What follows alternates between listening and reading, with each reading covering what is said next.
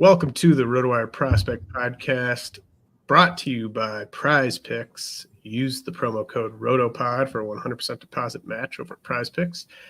I'm your host, James Anderson, and I'm joined by the co-creator of Scout the Statline, Ross Jensen. Ross joined me last year for a similar episode, and it was a lot of fun, so glad to have Ross back. With my top 400 just getting updated less than 2 weeks ago, thought it'd be great to have Ross on to talk about which prospects might be underrated, which prospects might be overrated, and not necessarily just my list, but maybe just kind of in the dynasty landscape in general. So very excited to talk with Ross about some underrated and overrated prospects today. Ross, let's just get right to it. Who's the first underrated prospect you want to talk about? Well, first of all, thanks for having me back. I had a great time last year, and I'm really looking forward to this episode. It's going to be a lot of fun. So I prepared a list of 7 different players I think are underrated. I hope we can get through them all. If we can't, that's okay. The first one that I wanted to talk about is Kevin McGonigle. And he was the 37th overall pick for the Tigers in last year's draft. And what I really like about him is he's just a hitting machine, and he's got excellent plate discipline. This year, overall, he's walking more than he's striking out. He's hitting .360 at the moment. Not a ton of power, but he does have a couple home runs. And last year was the same thing. So we've got a good track record. We've got a hitting machine. He checks all the boxes for things that I look for. So to me, he's moving up fast. Yeah, definitely. McGonigle, someone in the draft that I just didn't really see the power potential there when he was an amateur. But, after watching him a bit more this year, I can't tell if he's added a little bit of muscle. That's what it kind of looks like to me, but I'm definitely more open to the idea of there being more than just a really good hit tool here. I think he's definitely a ascending name, and probably a guy that I would, and I think I said this in my mailbag article. I think I would rank him a little bit higher if I were ranking prospects today than when I submitted the list. Are you like, so there's obviously speed. The hit tool is obviously the big thing with McGonigle. Yeah. Are you kind of envisioning like a leadoff hitter type of guy that is helping in all the categories and power and RBI, or maybe the 2 weaker categories? Yeah, that sounds about right for what we're seeing right now. I think we're going to have an excellent hit tool here. As you mentioned, the power, we'll see. I mean, we'll see. Sometimes that comes around for guys like these kind of profiles. At least I feel like I see that commonly enough. Speed there. The on-base ability, he's going to be like a lightning rod at the top of the lineup for the Tigers. So, yeah, really excited for him. Really excited. And for me, he's shooting way up. Like I just refreshed my own ranks, and I mean, I pushed him towards the top 50. So, getting really aggressive with him. Yeah, I mean, I respect that. He's 19. He doesn't turn 20 until August. Defensively, it's probably not going to be an area of his game where he's adding a ton, but I think he's probably the type of guy who can play a perfectly fine second base. Are there any like recent prospects he reminds you of? I could see like, sort of shades of Jet Williams, maybe. Yeah, maybe that makes sense. Some Jet Williams. I mean, Jet Williams seems like he's got a little more power than what we're seeing from McGonigle, but that is a pretty good comp. Lots of walks in his profile. Really good plate approach overall, speed. I would say that the tools probably favor Jet Williams. I don't know if you'd agree with that, but that's what it seems like. But the overall approach, McGonigle might have a slight edge. I don't know. And hit tool, maybe I'd give the edge to McGonigle there too. But that's a really good comp. I think Jet does, I think he does have sort of a higher power and speed ceiling maybe than McGonigle.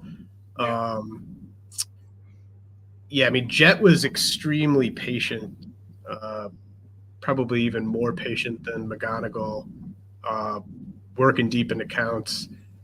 I like that McGonigle, I mean, he is walking more than he's striking out, but I mean, he's like Jet had a 20% walk rate and a 22% strikeout rate at single A as a 19-year-old, and McGonigle is 14% walk rate and 12.5% strikeout rate. So still, really commanding the zone, but probably putting more balls into play, which is actually a good thing for us, I think. So yeah, very, very, very good call there. And I think you might be more familiar with other lists out there than I am. I mean, are you kind of out on an island at STS with being like borderline top 50? Yeah, I think so. I mean, I don't know that I'm that much more aware. I do check in on other places, but I haven't seen him ranked by many of the big name lists out there anyway. So he might have creeped in at the back end of maybe Baseball America. I can't remember, but I think me putting him in the top 50 right now is probably an aggressive move. And he was kind of on the cusp for me before that, but just kind of seeing him validate what he started last year, to me, that builds a ton of confidence that this is the type of player he is. And we're just seeing it. I mean, he's a career now through the minor leagues. Granted, it's only 228 plate appearances, but he's a 342 career hitter. That's pretty good. I'll take it. And he's probably the type of guy who's going to be, it might take a while for the real life rankings to sort of catch up to the fantasy rankings with a guy like this, where second base is kind of already sort of the foregone conclusion in terms of where he ends up. So love that call. And he probably only needs to be like a 12 to 15 homer guy to really pay it off based on what he could bring to the table in the other categories. I mean, I think even if he gets there, we're talking a Trey Turner like possibility. I don't think he's got quite that level of power necessarily that we have seen from Trey Turner, but and probably not quite the speed either. But I think that's kind of what we're looking at the major league level. That's good. I like that. That's first round talent. Yeah, maybe even maybe kind of like a Bryson Stott as sort of like a not getting too greedy type of comp. Yeah, that's a good one. We got a low end and a high end sort of outcome there. Yeah. Okay, so who's the next underrated prospect you want to hit on? Okay, so the next one I've got on my list is Tre Morgan. Yeah. Who was drafted in the third round by the Rays, which is, he was sort of overshadowed on that team, on that championship team by Dylan Cruz, Skeens. But Tre Morgan, I think, has been really interesting as a pro.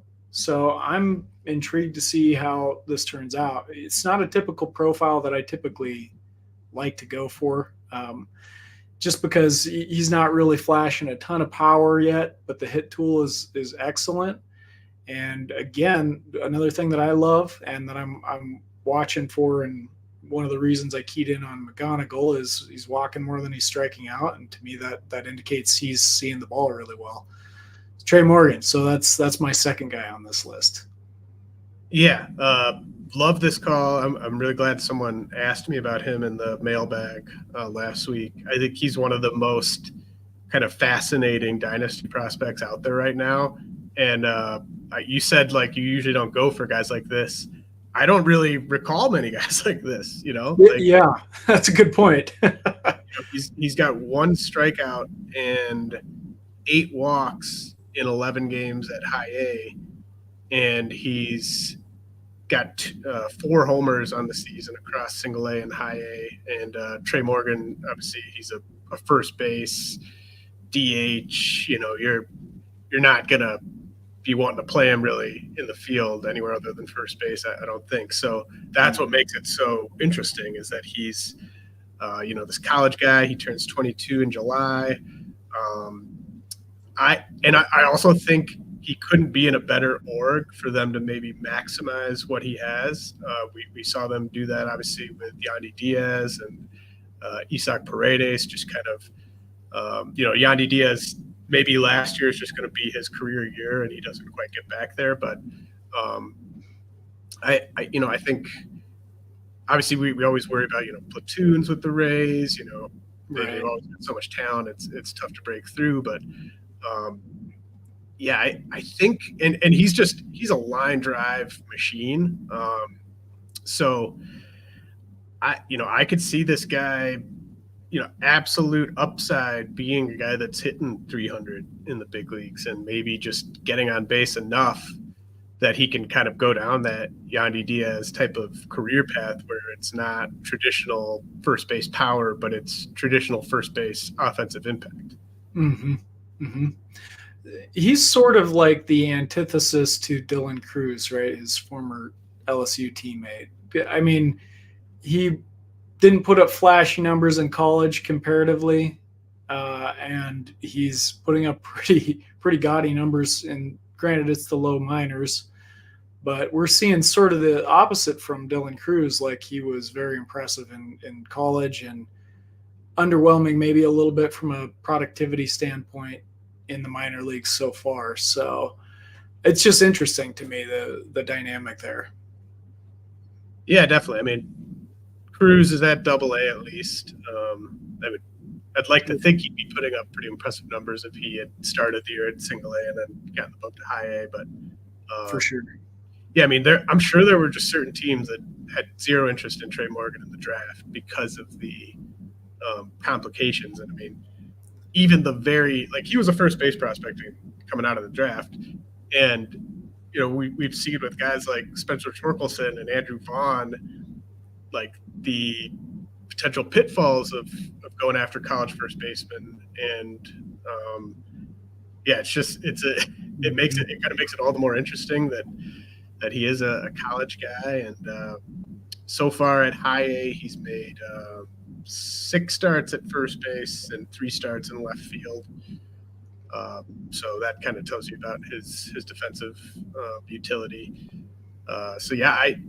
Where do you think, how shallow of a league or how deep of a league for you to recommend someone to go at Tre Morgan right now? So for me, I can't remember if I added him into my top 100 off the top of my head, but he would at the best be at the low end of that for me. So we'd be looking at probably mid-depth leagues where I think he's somebody you really want to start looking at more closely. Shallower leagues, I think there's other flashier names that you want to go after for sure. Yeah, and I mean, the downside here is that even if he could realistically get to the big leagues and then be like a strong side platoon guy where that lack of playing time makes him, like a 7 or 8 homer first baseman. And then we're talking about like Spencer Horwitz.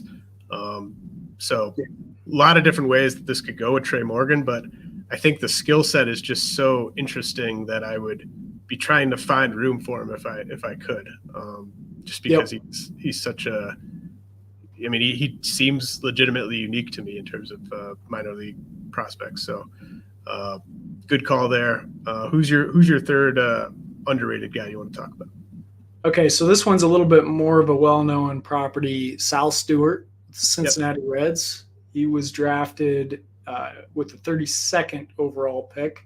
There's kind of a theme with a lot of these guys, and it's most of it is plate discipline, And I love what I'm seeing from Sal Stewart. He's a big guy, potentially could be a first baseman down the road as well.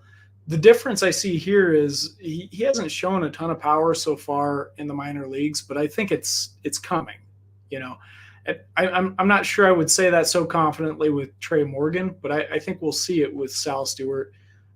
He's still, just 20 years old. We should see him in Double-A by the end of the year, I think. And if he's continuing to do what he's doing now, with a little power growth, I mean, we're talking about an easy top 50 prospect, if not higher for fantasy purposes anyway. So that's kind of what I'm seeing with him, and I'm a big fan. I have been since last season, so just somebody I wanted to get out there. Yeah, he was one of my – I went on Chris Welsh's pod before the season, and I think him and James Triantos were the two hitters I shouted out as guys that I thought would be kind of breakout prospects, assuming they tapped into a bit more power. And, I love everything Sal Stewart does. He's not a speedster or anything like that. He's going to be a 4-category guy if it all works out. But all he needs to do is just reach that next level as a power hitter. And I'm with you. I think he gets there. That was part of the scouting report on him coming out of the draft back in 2022. The Reds took him, Sal Stewart, 32 overall in 2022. Scouting report on him back then was sort of power was part of the package, basically, and it hasn't quite shown up in games, like you said. But one thing I noticed with him, at least looking into what he did last year, is he has the power. It's just that he was hitting so many balls to just dead center, basically. He wasn't kind of doing the Isaac Paredes pull everything approach. He uses the whole field in a way that I mean that as a compliment. Not many guys can do it the way he does it, but I think that's part of why you haven't seen the home run column really fill up just yet, is that this is a 20-year-old guy who really uses the whole field, hits a ton of line drives. His fly ball rate this year is only 28.5%. So when he has been getting it into the air, I'm sure plenty of those are going to center field and not quite clearing the fence. But I'd rather a guy be where Sal Stewart is in terms of where they're at with the hit tool and the power than be a guy that's already sort of selling out to try to get to that power. Yeah, I agree with you completely. That's spot on analysis. And I think about this time last year, I was talking about Sal Stewart as a second half player for the second half, because he really was struggling early out of the gates and almost no power to speak of.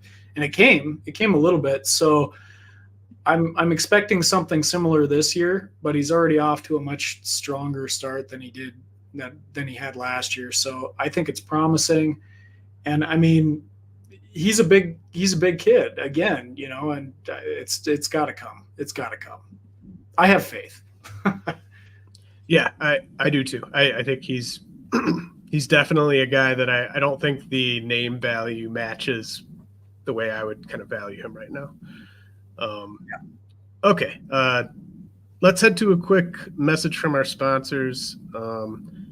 In the meantime, please subscribe to the channel. Would really appreciate that. Helps us out a lot. And throw a like on there if you can. Come hang out in the RotoWire Discord room, rotowire.com/chat, if you want to just hang out in the MLB room or message me directly on there. Have you ever dreamed of stepping into the shoes of a general manager? Welcome to So Rare MLB, a groundbreaking fantasy baseball game where you call the shots. Take charge and make your managerial mark by collecting officially licensed digital player cards of your favorite MLB stars. These aren't just any cards. They're your ticket to compete for over $1 million in total cash rewards and other amazing prizes. Imagine winning VIP trips to the MLB All-Star 2024 or getting your hands on signed merchandise from top MLB players. Here's how it works. Use your cards to set your lineup each game week. Real-world plays like hits, strikeouts, and homers will power your team's performance. Climb the leaderboards and snag weekly wins, from cash prizes to more cards and unforgettable experiences. But there's more. Build an iconic collection of your favorite teams and players to unlock gameplay bonuses and exclusive rewards. The rarer the card, the higher your score and the bigger your edge in competitions. And when you're ready to trade, the So Rare Marketplace offers a vibrant community of managers. Engage in live auctions, make instant buys, or trade cards peer-to-peer. Starting is absolutely free. Draft your first team of common cards today and feel the thrill of competition as you climb the ranks to baseball mastery. What are you waiting for? Join So Rare MLB today. Transform your passion for baseball into a quest for glory and get rewarded for your baseball savvy. Sign up today with a link in the description and get 50% off your first pro cards up to $50. It's your passion rewarded. Prize Picks is the best way to get action on sports in more than 30 states across the country. Prize Picks is really simple to play. I can make my picks and submit my entry in less than 60 seconds. You just pick more or less on 2 or more player stats and watch the winnings roll in. Tomorrow night for Game 1 of the NBA Finals, I like Kyrie Irving scoring fewer than 24 points, and I like the over on Derek Lively, 17 points plus rebounds plus assists. Quick withdrawals, easy gameplay, and an enormous selection of players and stat types will make Prize Picks the #1 daily fantasy sports app. Download the app today and use code ROTOPOD for a first deposit match up to $100. That's promo code ROTOPOD for a first deposit match up to $100. All right, back with Ross Jensen of Statline here, and we talked about Kevin McGonigle of the Tigers, Tre Morgan of the Rays, and Sal Stewart of the Reds as underrated prospects. You got one more for me, Russ? Who's the next guy we should talk about here? Oh yeah, I've got a few more. So let's go with my next guy that I had on the list, which is Starlyn Caba. And he's just somebody so a lot of these guys that I've highlighted, Sal Stewart was somebody that I was very hot on last year, trying to add into all my leagues wherever I could. And this year it's been McGonigle and Caba. So I'm just trying to get these guys, as much as I can. And for Caba, he is a signee from the Dominican by the Phillies, and he's already this is a tough one too, but we're projecting a little bit. And with him, it's again excellent plate approach, excellent hit tool. So far, not a ton of power, and that's going to be the key to, I think, where he goes, like what we can expect from him. I have high expectations for him, so that's why I've started adding him everywhere. He's already at the bottom end of Baseball America's top 100, but I haven't really seen him anywhere else as far as rankings go in the top 100 area. So I think now is the time to get him before he starts creeping up there. Yeah, Starlyn Caba was one of the players I highlighted on my rookie league article about a month ago. And so far, so good. In the Florida Complex League, he's hitting 288, 441, 397 for the slug, like you said, just 1 homer, 110 ISO. But he's walking significantly more than he's striking out. He's got 14 steals on 18 attempts in 21 games. So, again, kind of like with it's almost like McGonigle, except he hasn't done it in full season ball, but he actually does project to be a impact defender, unlike McGonigle. So, you mentioned BA having him inside their top 100. I think, kind of knowing your league too, if you're someone who's trying to get these guys as like trade chips, if people are going to really care about what places like Baseball America and Baseball Prospectus and Pipeline and Fangraphs, if people really care about what those places say about guys, I think Caba he's kind of on track to eventually be a universal top 50 prospect in real life, just because of the fact he's at least a plus defender at shortstop, and he's got a really good hit tool. Yeah, I completely agree. So I think this is a guy you want to be ahead of, because for that very reason, he's probably going to rank high on MLB Pipeline's rankings. Most of the leagues I'm in, people are still looking at those. So it matters, seeing him highly on those lists means a lot to most of the owners that I play with. So I think now's the time to get him before he shoots up there. You think it's like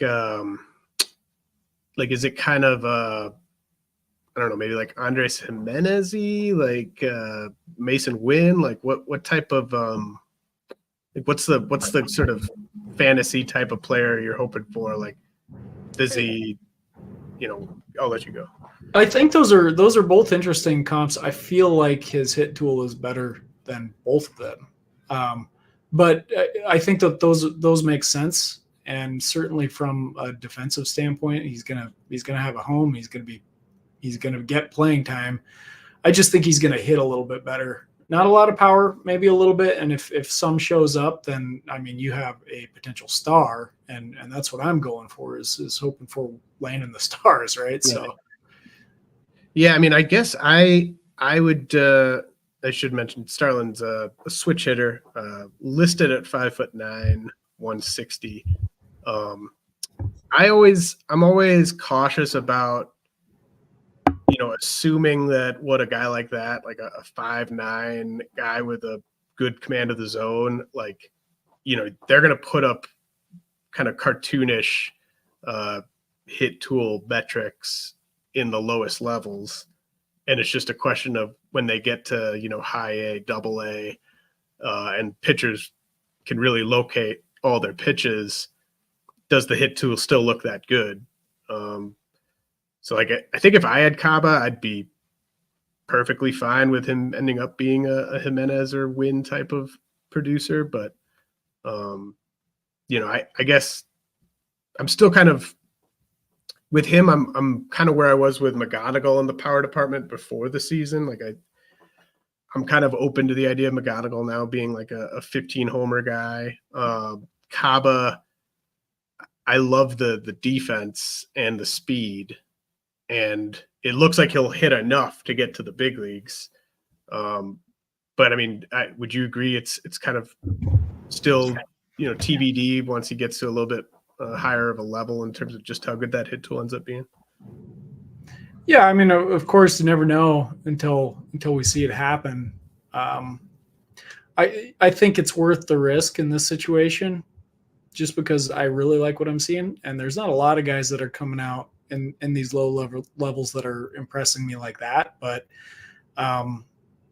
is there a chance it doesn't pan out? Of course. Happens with a lot of these guys. The power coming,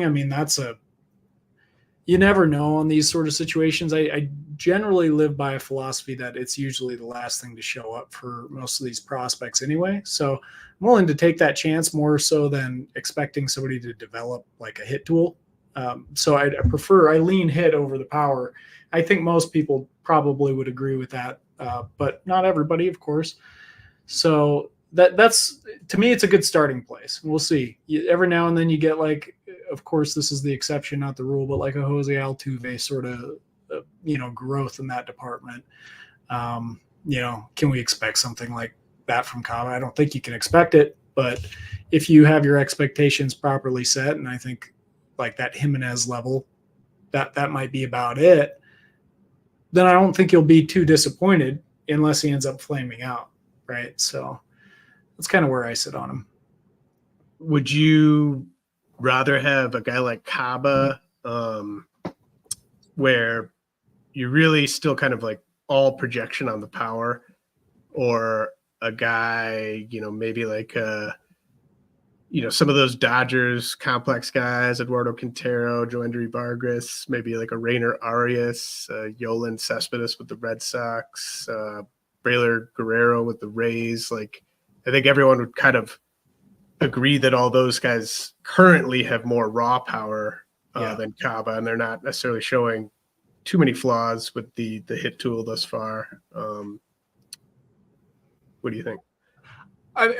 For me, I'd probably take Caba over most of those guys. Now, there's some interesting names that you threw out there, and they're all good players, except for maybe Guerrero. I'd probably take Guerrero over him because the hit tool's got to be strong enough with Guerrero too. It's looking very impressive. Very good. Yeah, I think. I'm with you. I'm a hit tool guy first. I think I'm maybe a little bit more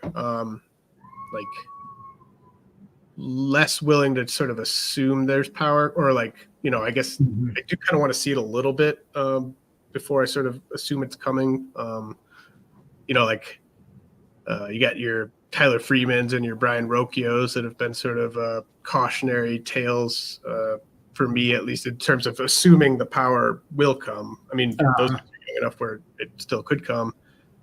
Sometimes when it's a guy that size and the power doesn't come in the upper levels, they start adjusting things to try to get to more power, and then they sacrifice the hit tool too. So obviously there's so many different factors involved here, but Caba is, when it's only one tool that you're worried about coming and like everything else is just as good as it is with him, it's a good place to start for sure.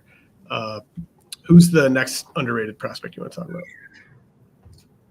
Okay, so the next one I have is a guy that I've been talking about quite a bit, Jeral Perez. He's a guy that came up on our radar, I guess, last season. We were starting to talk about him a little bit. I was a little hesitant to give a full endorsement just because it was such a small sample of data that we're dealing with, but looking very intriguing. And this year, I think he's validating those results. Just on-base machine, hits with power. He's already got 7 home runs on the year. He's by the way, a 19-year-old with the Dodgers. So I just think he's really interesting. He's a guy that I've been looking to pick up in all mid-sized leagues and beyond if he's available, which mostly he's not. So just another player that I'm very intrigued by. You know, the Dodgers have done an excellent job developing their prospects. So all around, he just seems like a good, solid option. And it looks like he's primarily playing second base. So again, we're looking at that position. It's hard to fill in fantasy. So you got an opportunity here. Yeah, I mean that is a double-edged sword though, because it's tough to fill in fantasy, but it's also, you know, if a player is already kind of limited to second base at 19, it obviously puts more pressure on the bat, but the bat is the calling card with Perez, so you hope that works out. We've talked about Perez, I think, a decent amount on this show so far this season, and in the mailbag was probably the biggest, maybe not truly a pop-up guy since like you were talking about him, like you said, but in terms of just ownership in dynasty leagues, probably the biggest pop-up guy in terms of upping their ownership percentage in full season ball, or at least at single A, I should say. I mean, what do you think about like past examples of the Dodgers sort of second base type with very impressive minor league numbers, Gavin Lux, Miguel Vargas, even like a Jorbit Vivas, guys like that, where you get really excited about the approach and stuff at low A, single A, or single A, high A. But then it's so hard to break through onto that roster as an everyday player at second base unless you're just really, really good with the bat. Yep. Yeah, I mean, those are all really good people to bring up. I mean, I feel like Lux's development was a bit of an outlier, right? Vargas, when he was coming up, I was pretty big on him early on, and I feel like when he was right on the cusp, when he was in that final year in the minor leagues before he got the call, I feel like he almost got a little overrated. Just people got really excited, presumed he had this massive power, and it's like, well, we haven't seen a ton of that. We've seen some, but not a ton. And so I guess I wasn't terribly surprised with him struggling a little bit to make that transition. But to your point, it's really hard to crack that lineup, and they're only going to take the best because they've got a loaded team anyway. So I think he's got the bat that he could do it. And we've got a couple of years to figure it out anyway. So there's going to be changes in that time. Okay. So who's the next underrated guy you want to talk about? All right. Next on my list is CJ Kayfus. Let's see if I can pull him up real quick. First baseman with the Guardians, who just got promoted to Double-A. Yep. So he just recently got a promotion, third round pick, by the way. and he's just been mashing. And his first game, first game with AA, he mashed too. So like it's at least a good start. And I think this is the time to really pay attention, because when I was watching how he was performing all year, it's kind of like, well, we got to see this at AA, right? So a college bat, we need to know a little bit more. He's a little bit older for playing in those low levels, which he was clearly outclassing. But it's a good start. Keep your eyes on him right now, I guess. I wouldn't say you need to dive in until we have a little bit more of a sample, but very promising, lots of power, good approach overall. I think he's a guy you want in mid-sized leagues right now.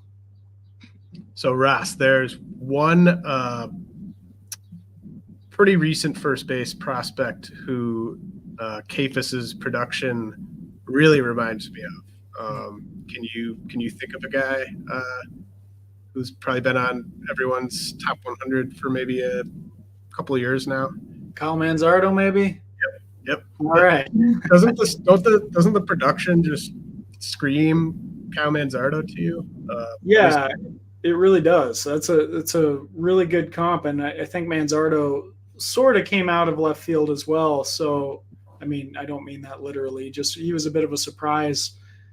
So Kayfus, yeah, you're right. I think that's perfect.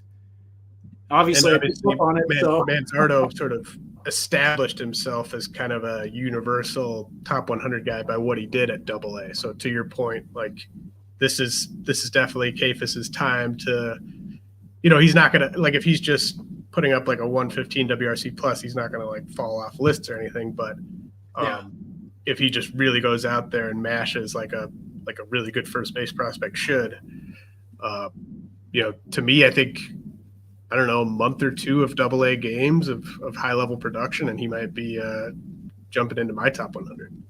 Yep. Yeah, I'd agree. Yeah, he's right there, and that's a perfect comp.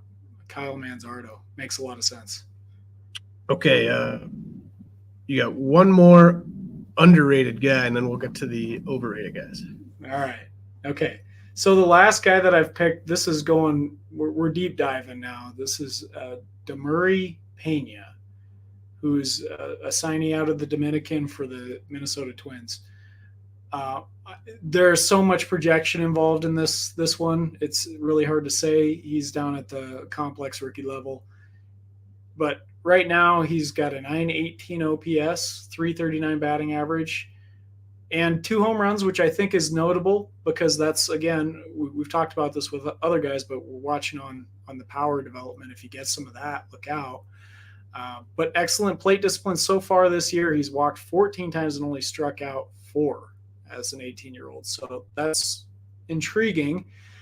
We've got a long ways to go, obviously, but his numbers look kind of similar at the DSL level too. So I don't know. I'm interested. I think this is somebody that you're only making a play for in deeper leagues for sure. In fact, I did pick him up in my deepest league, my deepest prospect league, which is roster's about 900, and somebody else nabbed him in my slightly less deeper one, which is about half, like 450, because I was still waiting. I wasn't ready to add him there. I could have any time in between there, but I wasn't ready to take that step. So he did get added by somebody else there, but I think that's about the level you're looking at right now. Can't hear you, James. I'm surprised you're not even higher on him. This is like a scout the stat line, like prototype. Yeah, no, and I do like him a lot. But you always have to factor in who do you got to drop, right? So for me in that league, it would have meant dropping somebody that I valued more. Sure. But so I mean, I would rank him higher than 450. I'd have him closer to, the 150 range probably right about now, pushing potentially towards the top 100. But I need to see a little bit more before I'm too confident in that. Yeah, I mean, for those who don't know, Pena with the Twins, I've already seen. I don't think it was from an evaluator. It might have just been from like a Twins blog or something, but I've already seen the Luis Arias comps just because of the org and because of the body and the defensive limitations and the ridiculous hit tool. So that's kind of the upside you're dreaming on. But to your point, 2 homers in 21 games at the complex level, like that's pretty good for a guy with the Luis Arias comp. So yeah, I definitely dig that. I'm not surprised at all that you went there. Now let's get to the overrated prospects. This is the part where people start bringing out the pitchforks and calling them out. Oh yeah. Well, look, I know the 3 guys you're going to mention, and look, those fan bases aren't going to come after you at all. I don't think. I don't even think those fan bases care about these 3 guys. So just go for it. Really? Okay. I'm being sarcastic. Yeah. Okay. That makes sense. Okay. So the first one, and again, people are going to bring out the pitchforks, is Marcelo Mayer. With the Boston Red Sox, huge name prospect, obviously. He's a very talented player, and I don't want to come down I don't want to come off like I'm coming down on any of these guys because I wish them all well. I hope that they all turn out to be stars and prove me wrong. That would be the best outcome. But I'm picking him just because I have not been that impressed by his numbers. And this is a guy that's pushing top 10 sort of rankings in a lot of places. And, I've had him lower than that, and I've been called out many times for that. I still consider him a top 100 prospect. I do think the talent is there.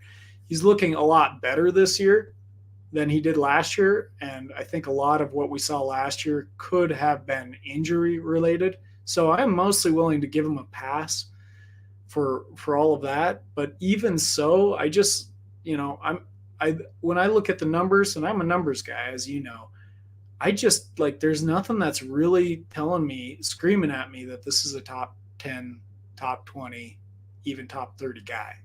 So I'm pushing him down a little bit more. I'm saying he's a little bit overrated. Prove me wrong. Yeah, no, I think I'm probably a little higher on him than you are, but I also think he's overrated by some. To me, the selling point with Mayer is just the floor. To me, I think it's a floor pick. It's not a ceiling pick. The Red Sox have so much invested in this guy. Their fans are Bill Simmons knows who Marcelo Mayer is. He's gonna get every opportunity to be Boston's shortstop of the future. Right. He's just going to have to completely fail at that to not have that be his role. And I think he's going to produce above the kind of cutoff of a guy that would be started in mixed fantasy leagues. I think he, maybe it's something along the lines of Dansby Swanson, that type of thing. At peak, maybe not with quite the speed, maybe slightly higher batting average, but I think he's just a guy who every year is going to get drafted kind of around pick 130 or 140. Does that seem right to you, or is that even too high? Yeah, I feel like Dansby Swanson is probably a pretty good comp for him from a productivity standpoint, which is not bad. I mean, that's something you want, but I'm usually aiming for a little bit higher with this top end of my prospect rankings. So I think you're right on the money. Productive player, probably a long career. But am I seeing somebody that's going to be, first round potential, second round potential? I don't know. I'm not seeing that. Yeah, I'm definitely not seeing that either. And it probably just kind of comes down to it sounds like you and I kind of just agree on the player, and it's just sort of where do you want to value that player? How many of the upside guys do you believe in enough to slot ahead of him? Where do you want to slot your pitchers, that type of thing. Yep. But he's almost a boring prospect because it's just, I don't see a high ceiling and I don't see a low floor. And it's just kind of can't wait for him to graduate from the rankings. Wow. They're going to come after you with the pitchforks too. Oh no, Like that Red Sox fans love me. I'm good to Red Sox fans. all right. No, I'm just kidding. Okay, so this next guy we will be really. We're just going to keep getting more and more in lockstep as we get down these overrated guys. But who's your second overrated guy? Okay, so this is a guy that I was really high on coming into the draft last year, and I know you had Langford above him in your draft rankings, and I feel like you were right on the money. I did not. I had Dylan Cruz above Langford, but I'm saying now Dylan Cruz is just not showing it. I feel like he's overrated. And we have enough of a sample now where I feel confident in saying that even at the end of last year, I was still like, well, his first taste and it's an advanced assignment for him. So we'll give him some credit. And when I say overrated, I'm not saying like he's a bad prospect by any means. I just think he's ranked too highly. He's again around that top 10 area, and I'm just not seeing it. I dropped him down into the 30s in my personal rankings. I want to see more from Dylan Cruz all around. Yeah, I agree with everything you said there. He's almost kind of like the outfield version of Marcelo Mayer to me. I think he's going to be an everyday player. I think he's going to be a mixed league guy. Like I think he's someone who will be drafted in the top 150 or so.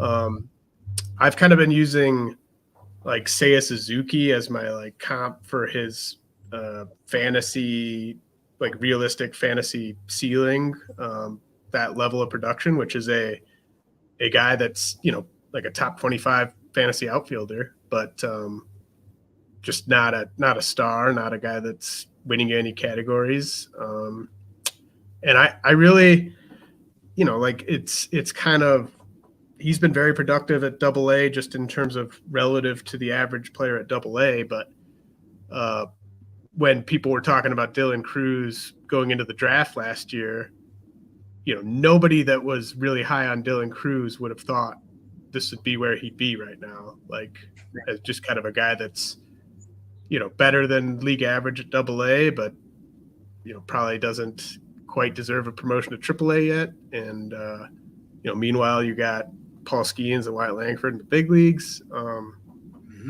So, yeah, I think he's a good prospect. He's not a great prospect. I don't see much upside here, honestly. Like what I said, Seiya Suzuki is kind of like a realistic ceiling comp. Like that's really what I believe. And I think he's got a high floor, but he's the type of prospect where if you're trying to win a league this year and moving Dylan Cruz gets you the piece that puts you over the top, like I'd be willing to do that because I don't think this is the type of guy where you're just really, really going to regret it like 3 years later. I had an interesting experience with Dylan Cruz in a league that's a shallower league that I play in, where I couldn't trade him. There's enough prospects on that I just thought, okay, I'll pitch him around, see if I can get another top 20 type of guy, and I couldn't move him for anything. Granted, it's a salary league, and he had a higher salary associated with him because of his draft stock, which certainly hurt trying to trade him. But I mean, early on in the season, I went for Walker Jenkins as an example, and it was just a no-go. Tried with a few other guys, just nothing. I couldn't do it. I ended up dropping him. So that's where we're at. Now, I do want to add him back in that league. I just want to do it at a lower salary, but we'll see if that works out for me. But yeah, he's number 2 on my list. Would you trade? How about I throw out some prospects for you and you tell me if you would trade them or if you would trade Dylan Cruz to get them? Okay, I like this. This is fun. Would you trade Dylan Cruz straight up for Andy Pages? No, I don't think I would. Close, though. What about Max Clark? Yes. How about I think I know the answer to this, but just Emmanuel Rodriguez. Yes. How about Dylan Cruz or Aiden Miller? Oh, I think I'd want to take Aiden Miller at this point. Me too. Yeah. How about Dylan Cruz and like a buy low on Jet Williams? I'd do that. Yeah, I'd buy Jet Williams. I mean, I think you could do Dylan Cruz for Jet Williams in like 80% of leagues, I feel. Yeah, I think that's probably some realistic targets. I don't think anyone's trading you like Xavier Isaac for Dylan Cruz or anything like that. Probably not. Okay, let's round it out. Who is the final overrated prospect? All right, the final overrated prospect. Again, here comes the pitchforks again. Colson Montgomery. He's in the highest levels of the minors, and he's hitting with power. I'm coming away unimpressed by the overall profile. And outside of him returning last year and being lights out at high A, I think, I've just not been that impressed with him. You know, for the pedigree and the rankings that he's received, it's just they don't match up to me. Outside of that short period of time where I was kind of like, well, maybe everybody else was right, and I misevaluated him. I'm not seeing it right now. Similar to what we said with Mayer and Cruz, I just kind of feel like this is a guy that he could get into the major leagues, could have a pretty decent career, but I'm not seeing that ceiling that's going to say he's going to be a top 1, 2, 3 round draft pick. I just don't see that. Yeah, I really think it's kind of it's almost unfortunate how highly he's ranked on some real life lists, because I think it's just put like people way out over their skis on Colson Montgomery. Like I don't think he's a bad prospect, but like Pipeline's got him at 10th overall. I don't know how you could possibly get there. He's not like, it's not even like he's going to be a plus shortstop. Right. I mean, where did I put him? I put him. I probably didn't even put him low enough. I put him at 39 on my last update. That's too high. I don't think he should. I don't think he should be in the top 50, honestly. So, yeah, I don't know what the market's like out there for Montgomery. Like the AAA numbers aren't good, and the White Sox. I think if he was even just doing. Like if he was just putting up like a 110 WRC plus at AAA, I think the White Sox would have already called him up. But he's not. Like they want to have him up, and he hasn't even given him a reason to bring him up yet. So, yeah, when I shared my last top 100 prospect rankings, I got raked over the coals for Colson Montgomery's ranking, and I don't even know where I have him at right now. It's probably in the low end of the top 100. But people were really upset. Like, how can you? You're an idiot, And it's like, well, I don't know. I'm just not seeing it. I'm sorry. Like, it's nothing personal with any of these guys. It's not like I dislike him or I dislike the White Sox. I just am not seeing what everybody else is seeing there. So rather than following the wisdom of the crowds, I'm kind of just going with my own instincts. Montgomery's got a 24% hard hit rate and a 66% contact rate at AAA. And, he's basically age appropriate for that level. I know he's missed some time with some injuries, but I struggle to see like what is sort of the high end outcome here. Like maybe he's, I could maybe see him being like a 25 homer guy, but I don't really see the batting average ever being much better than like 250. Hey, can we bring in a surprise overrated player? Because I think he fits this mold just so well with who we're talking about. Yeah. Spencer Jones. It's just perfect. Great guy. Great guy to throw in here. I mean, we talked about Marcelo Mayer, and, I don't want to just ruffle the feathers of the Red Sox fans. I got to also ruffle the feathers of the Yankees fans out there. Spencer Jones, this is another guy everybody ragged me on. And it's like, well, I'm sorry, like he's got like a 630 OPS or something right now. What is it that is indicating that I should have him ranked at all? So for me, I just like, I don't see it. He's 23. He's struggling. He wasn't that great last year either. He had a smoking start both this year and last year. And they've just dwindled. I don't know what that is. The raw skill set is clearly there. It's just maybe it's a focus thing, or I mean, like with Jones is at least a guy where I'm like, a little bit in the back of my head, like I'm worried about having him too low because I see the upside. Like if things were to click for him, like you can see the power, you can see the speed. But I think I tried to like move him up on my like final update before the start of the season, like into like the 30 range or so. Yeah. He burned you. He burned me too. I regret like not just keeping him where I had him. I think he sadly his big spring training even impacted where I had him ranked, which was stupid. And like what I hate is, when Spencer Jones struggles or when Colson Montgomery struggles, people are going to want to label them as like busts or just they're going to be really disappointed. And it's because of like John Heyman referring to Spencer Jones as like 30-30 prospect, or what did he say, 40-40 prospect or 30-30 prospect? Like just like kind of anointing him as like, well, the Yankees didn't want to trade this guy who's going to be a superstar. And, every White Sox fan is just asking me like, is Colson Montgomery going to save the White Sox? It's like, I'm sorry, like he's not that type of prospect. And I just feel bad because I think just the way that the super mainstream media gets with kind of really overrating these guys in kind of an irresponsible way.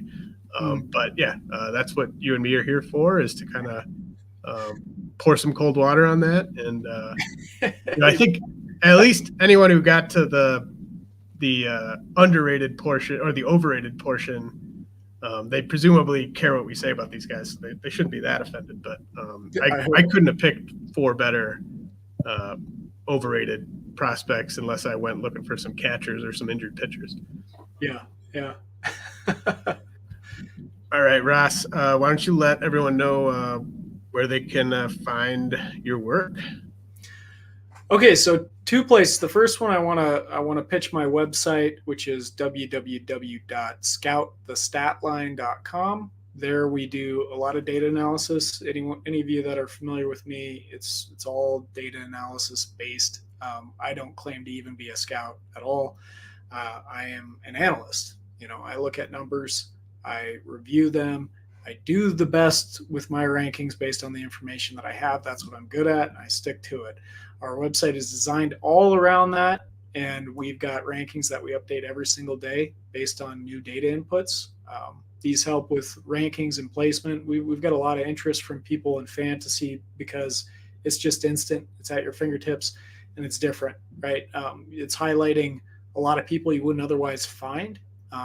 And we also get a lot of interest from card collectors, oddly. And I really kind of dove into this a little bit more last year because I was just kind of curious. I kept hearing from different collectors about how valuable this stuff is. And so we actually built a tool that was designed just for them to help pinpoint good values in the card market, which oddly works very well for fantasy as well, because people view these prospects similarly, right? Like in the card market, the hobby market, it's actually assigned with a dollar amount. But we think about it like this, right? Like you assign a value to a player, and it's kind of like the dollar amount that's assigned to their card. So we've created this tool that has something called a buy-sell index, which tells you how valuable we think that this card is or this person is compared to the price in the market, right? So it's like taking 2 metrics. How good do we expect them to be? And like how expensive and valuable are they in the market, right? So if you want to find the deals, you want to find the players that are going to be the best and that are the cheapest. So that's the idea there. So that's my website. Please go check it out. become a member. It's only $5 a month, and you'll get all sorts of good information there. And I work really hard on this stuff. I love it, but it's a lot of work, and I'm doing it every day just to make sure that we've got good info out there. You can also follow me on Twitter at Ross Jensen 12. Pretty straightforward, but don't forget the 12 there at the end. I'm posting a lot of stuff on there, and people bring the pitchforks out to me all the time. That's okay. I can usually handle it. Great stuff, man. Definitely can't forget about the people in the hobby. Love their support over at RotoWire too. We're all looking for the same stuff. So, yep, great stuff. Programming note: there will not be an episode tomorrow, Thursday, in the RotoWire podcast feed, but they'll be back Friday. And the podcast is brought to you by Prize Picks. Use the code ROTOPOD for a 100% deposit match.